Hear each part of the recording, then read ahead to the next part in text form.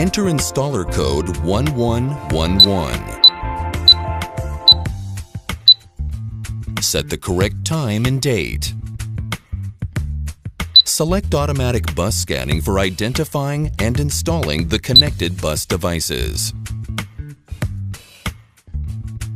Acknowledge all modules identified on the bus by selecting the OK button. Set dip switch 2 to the off position. When all bus devices have been acknowledged, navigate back to the first menu, and then select 0 to exit programming. Save the data. Your selections will now be saved.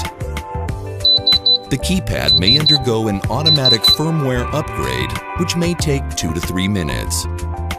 Your Lightsys is now ready for further configuration according to your specific